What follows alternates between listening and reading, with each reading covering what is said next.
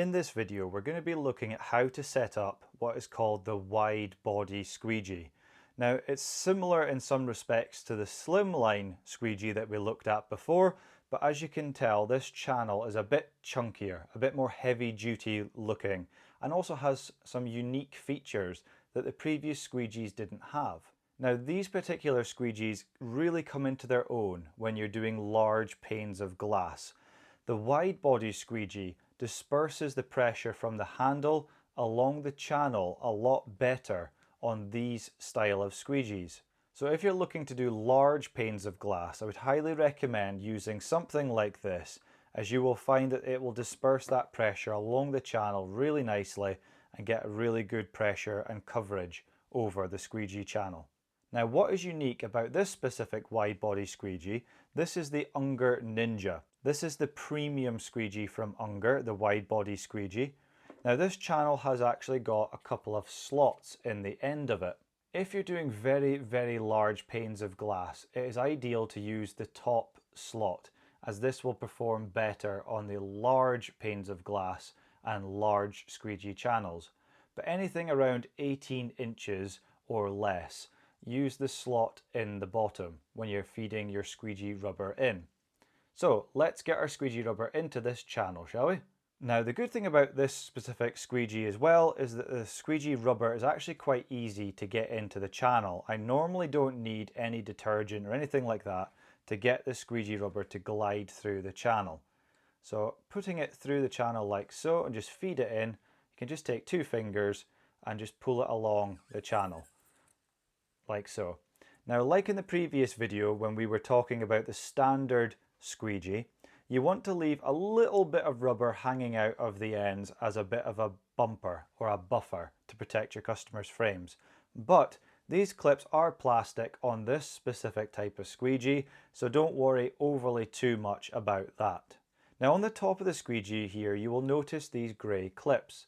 These actually lock and unlock the squeegee rubber in place.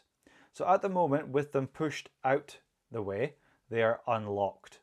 So by pushing these clips in towards the center, that locks the squeegee rubber in place. That will not go anywhere. So you can see here on the squeegee channel, I've left a couple of millimeters hanging out on the end, and it is the same on the other side. So that is how you want to set up your wide body squeegee so that it's ready to go.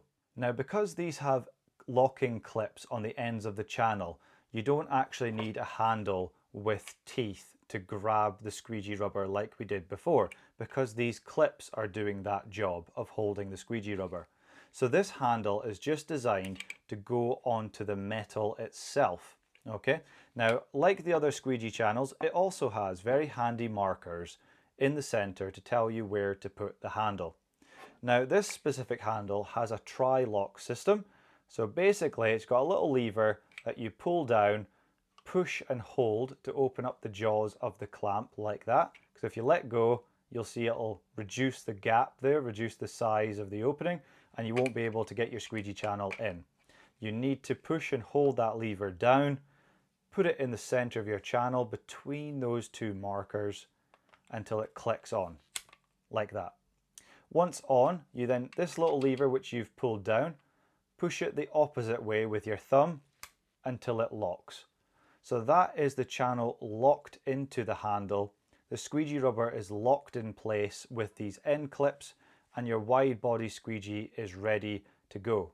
So that is how you set up the wide body squeegee. You want a couple of millimeters of rubber hanging out of the ends to create that little bit of a bumper. On this particular model, make sure your end clips are locked in.